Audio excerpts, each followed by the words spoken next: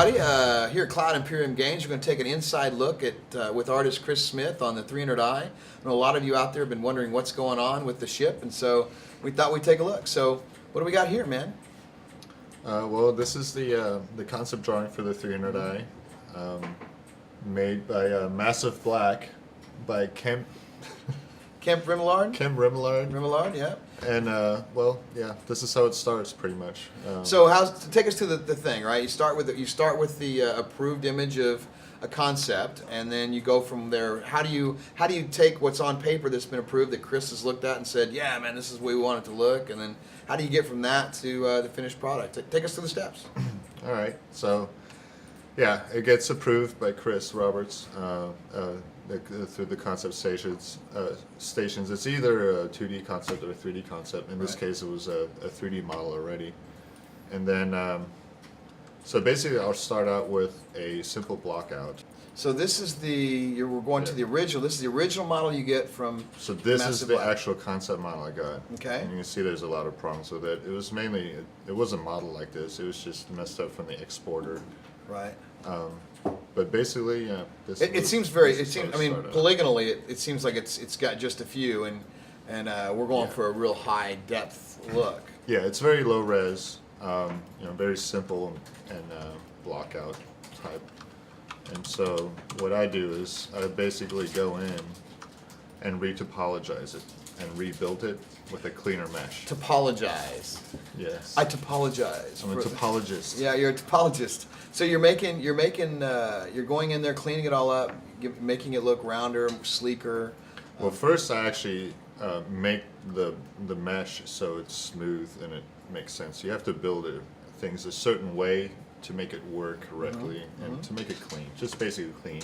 Where do you go after this? So after this part is the block out, and then it goes from that to basically I'll just start refining and cutting in more, and then you kind of end up with something like this where you can see there's a lot more polys and a lot more definition. Right, so you've really ramped up the amount of triangles or polygons in there too. Now this also is already a textured version. Oh, I'll show you just the grayscale, the difference. But yeah, you can see the edges are like smoother and things look more rounded out, like they have a certain highlight to them. And do you have to worry about scale at all for pilots and stuff? Oh yeah, for sure. I mean, we have, fortunately, our animator Brian, he made us a little proxy model of a pilot that he reaches at all the screens and stuff, and so I can use him as a template for my interior place. And so, yeah, just what I have here is the interior model for the 300i. Oh, look at that. And it was, that model was used to make sure all the dimensions are right and it fit the character, fit the player correctly. Right, so now, you've been working on this a while. This is not a quick process. This is not something you get a concept from and then a week later you've got a finished product, correct? Yeah, it's definitely not a week-long deal. Yeah. There were a couple of growing pains with this, so we're figuring out workflow and stuff like that. And it's definitely, we're modeling these game assets in a different way than traditional game assets are modeled, where you use like a low amount of polys and you kind of bake in normal maps. You bake in maps for all the details. In our case, since we want a lot of resolution out of the textures, when you walk up to it, we're using tile textures. So the modeling process is a little bit different. Yeah, and everything has to work on this thing, like the wheel wells, the doors, the ladder needs a place to. Once it goes in there, it's actually part of the model, right? Yeah. So it's not. Yeah, I model everything out, so I do little test animations to make sure things fit and whatnot. And here's like a little demo of like the landing gear coming out. Wow. With the ladders and stuff.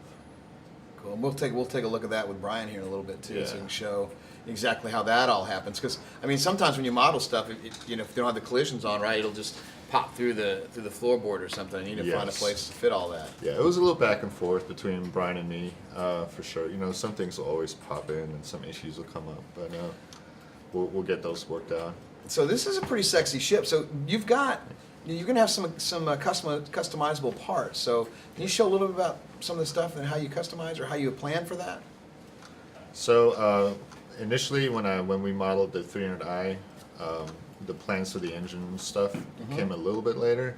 Fortunately, though, the design of the ship was already sort of modular, and so I was able to take away the engine to replace it with different power plants. And here I'll give you like a little preview of one of the variations for the 300i. Sure. Right here is the alternative version for the 300i. This is going to be called the 315p. And basically what I've done here is replace this whole area. Basically, except for the air scoop in this case. But everything else, the whole engine will be replaced. It's not really an air scoop. It's more of a hydrogen scoop. Hydrogen, yes. Sorry, I'm so Earth-based. That's okay. Maybe it's a dual hydrogen air scoop. It has dual roles. Yes, particle scoop. Particle scoop. Thank you. And so yeah, basically, we wanted a bulkier, beefier version of the engine for this one base. Right. So basically, you can take your 300i, you can upgrade it with better engines, missiles, guns. You can really customize what you want to do with it. Yes. So the engine is part one. Like here is a small block out, which I already have a model for it, but this is the proxy. This will be something like a tractor beam that you can upgrade to. Nice. The block out. Usually a turret fits on there and it kind of comes down and it slides forward or whatever.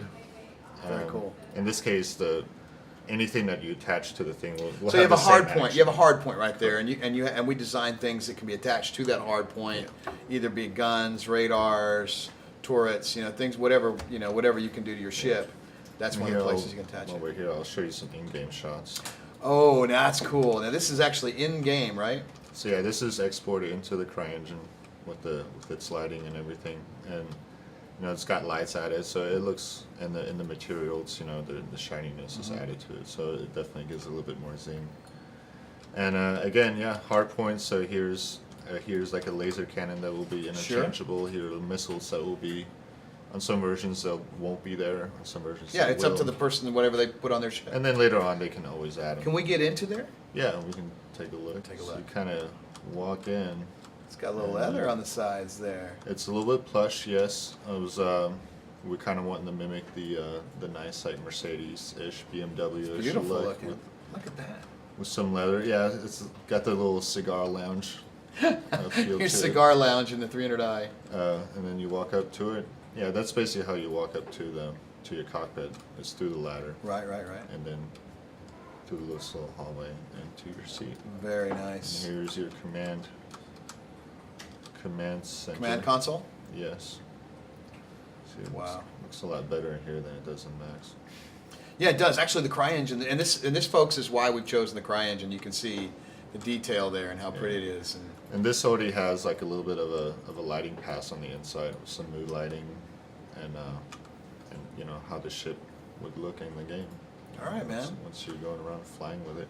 Well, there, folks. There's the 300i. Thank you, Chris, for showing us a sneak welcome. peek or a peek of what people are going to be getting pretty soon. And now we're going to head over to Brian Brewer and take a look at how animations work on the thing. As promised, now we're over here with Brian. We're going to take a look at some of the things we have to do on the 300i to give you those realistic animations to make it look real and really come alive. So, hey, Brian, how you doing? Good. Good. So this is the 300i. So there's going to be a lot of moving parts on it, right? That's right. We're trying to make all of our ships articulate and move and feel a little more alive, as opposed to like the static vehicles you get in the average game. Right, exactly. So let's get an example of what. Show me something here that you're going to articulate, or things you're going to move around. Like what kind of things? For example, we're doing the landing gear. So I take the landing gear, I rig it up. Now rig it up. What does that mean? Rig it up.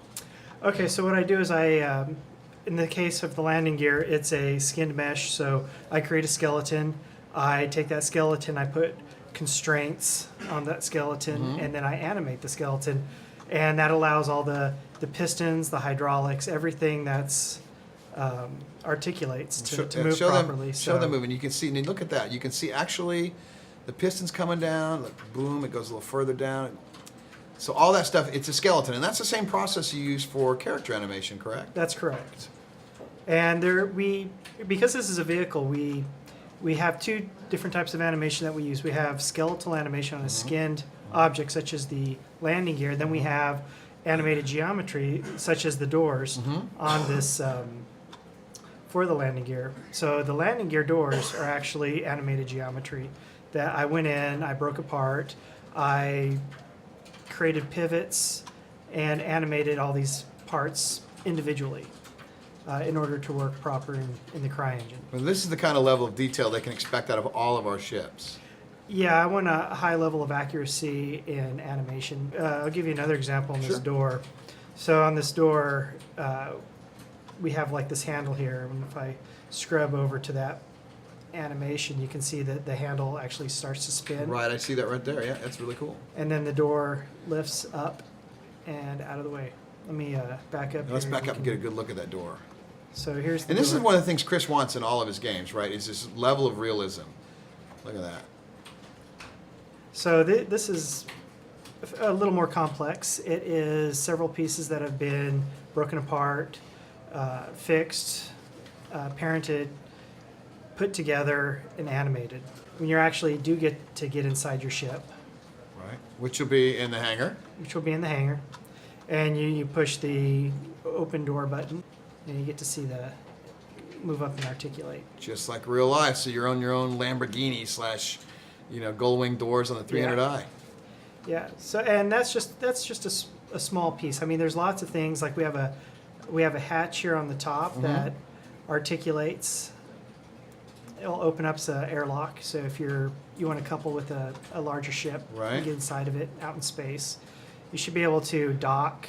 It should be able to open up, drop a ladder down, and you'd be able to climb out and get inside that other ship.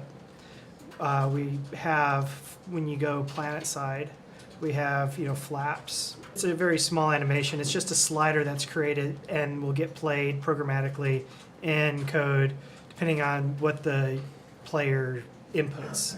So he pushes up on the keyboard or it pulls back on his flight stick or whatever it happens to be, and it will cause these flaps to go up and down. And there's all kinds of things that get animated as well, like guns, any reticulating parts on missiles, any of those kind of things. The fins maybe extending out. Now, do you have any engine movement back there? Yeah, we do. So let me turn on my little helpers here so I can see what I'm doing. Right. And so this is. And what are those green things? They're like they help you, whichever animations they help you control. So they do several different things. The ones that I have selected here are controls, so I can actually control the Just different that parts of my object- engine. right, okay, So fair enough. I'll put my keys on this, and then I'll bake it. And you down. have this on faces, body parts. The helpers are all over in anything you're animating, right? Exactly. Okay. So what I do is I set up a bunch of controllers on this engine, so we can open it up, we can close it, go into our Wow. afterburner, and then I add a little bit more flair to it, so these open up, so you can kind of get this nice little animation of Wow, it. that is really cool. So if you can imagine it being like on the runway and the camera's behind the ship, and you see the afterburners kick on right before it's getting ready to take off, and it does this little pulsation, it pulses and fluctuates, and then tightens up, and you take Away off. you go. And then when you hit the brakes, it just kind of opens up and Right on. helps you slow down. Very, very cool. So now let's get inside. There's some animations in the cockpit, right? All right, so one of the things we want an interactive cockpit, right? We want mechanics to articulate and panels to come up that you can interact with and whatnot. So we have our chair here, which spins around, so you can actually comfortably. Right, you got to be able to get into the chair. Have You to be can't able to just get- climb over the back. Yeah, it's a little Again, tight. details, folks. It's all about the details. So the chair spins around, you hop in, you'll be able to put your seatbelt on, if it's a seatbelt system. And after you sit down, all the controls come to life and fold out, and panels come up and allow you to interact with it.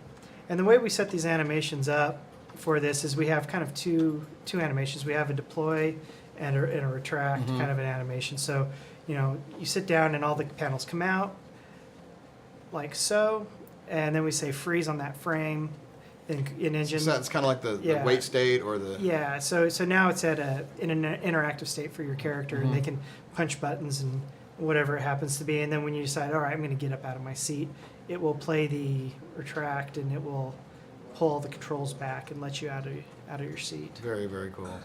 Well, cool. Well, thanks everybody. This has been Brian having a look at the animations on 300i, and you've got a lot of ships to do. Yeah, there's going to be a lot of ships. And a lot of animations. So I think it's a full-time job doing this. Yeah, so you'll see more of Brian too when we do a little more in-depth look at the mocap studio, which we got because they helped us get it. That's pretty amazing, isn't it? Oh, it's going to be great. In fact, I can't wait until we get our character animating, and then I'm animating a character to this as opposed to just arbitrarily animating things, just to get it to working right now. Fair enough. Yeah. All right, thanks guys, and that's a look at the 300i.